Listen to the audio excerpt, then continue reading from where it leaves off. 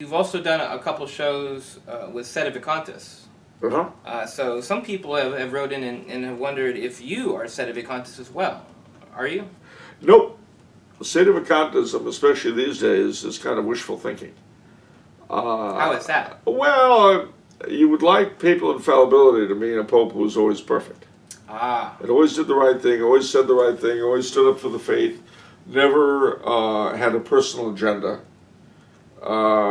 never had a personal background that influenced him. In other words, a pope wasn't really human, but a sort of robot.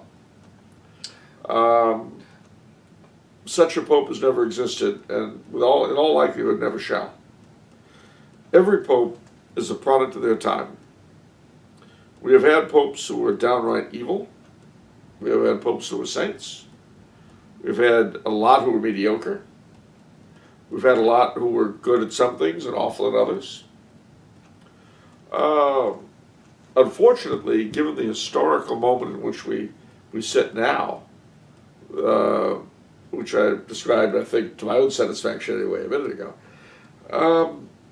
you would need a truly extraordinary individual to be pope right now. And instead, the generation of leadership we have is what they are. And you can't expect more out of them than what they are. And I don't. So, sedevacantism, I certainly do not believe in. Having said that, I do believe it's kind of terrible the way sedevacantists often get treated. Now I'll explain what I mean. Nobody will accuse the sedevacantists of not believing in the papal office. If anything, they exaggerate it beyond what it could possibly be. But whether or not we have a pope, or who that pope may be, is a political issue, not a doctrinal one. And again, I hate to pull from history, in other words, from reality, to shed it on this situation. But you remember when we had 3 popes, we wouldn't remember personally. right. But the great schism. Well, St. Vincent Ferrer and St. Colette backed an anti-pope. Would I be willing to say that I'm a better Catholic than they would have been had I backed the right pope? I hope not. Well, is that truly an accurate parallel with Sedevacantists? May not be 100% because no parallel is 100% in the history of the church. There were never 3 popes until there were, and there haven't been since. Well, Sedevacantists aren't picking another pope. No, they claim that believe me, Sedevacantism doesn't make any sense historically. Okay. I'll be the first one to tell you that. Okay. But it is a very emotional reaction to a set of real problems that people prefer to ignore. Rather than dealing with them head on, these folk were able to escape them by saying, well, he's not a real pope, so it doesn't matter. See, that's why I think your parallel is a little different, because Saint Vincent Ferrer was not doing this emotional reaction. He was absolutely, making, okay. absolutely. As I say, it doesn't, and none of these parallels work out entirely. Yeah. I mean, when you had all but 5 bishops of the church signing a semi-Arian creed, Yeah. and the Pope was not one of those 5, Yeah. nothing is ever precisely the same. But I suppose what I am saying is that you do need to treat whoever Sedevacantists you know with a modicum of the charity you'd like used on you. That's true.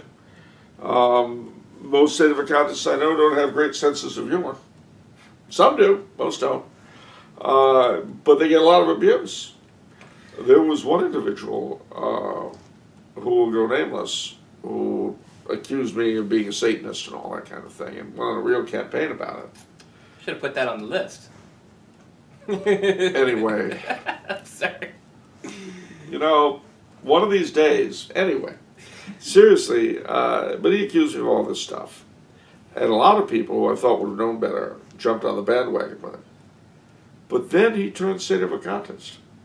And they dropped him like a hot potato. And that was a horrible thing. I'm not saying that you should, if you know Sedevacantists, you should endorse what they believe. I'm saying you shouldn't treat them like garbage. That's, firstly, you're assuming that your knowing better than they do gives you the right to abuse them. I guarantee you, there are a lot of people who feel that way about you. Their knowing better than you gives them the right to abuse you. And maybe you wouldn't want to be abused. I don't know. That's true. Unless there are masochists out there, in which case turn to Sedevacantists. You'll get all you want. But no, I have no use for Sedevacantism as a belief. But I know Sedevacantists. I won't pretend I don't.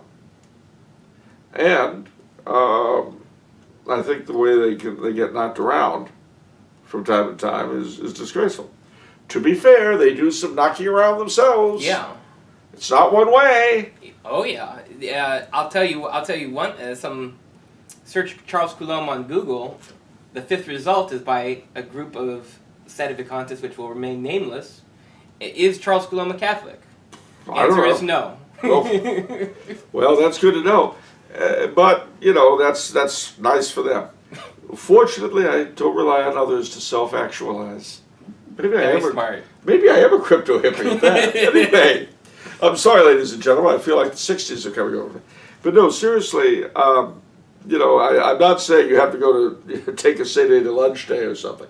But again, it's wonderful if you're right. It's great. You should be. Because without the right knowledge, then you've got nothing. But you've also got to demonstrate through your charity the truth of what you hold. Unless you're a Gnostic and think the knowledge is all you need. And if that's the case, well then, I'm not a Gnostic. Anyway, what else we got?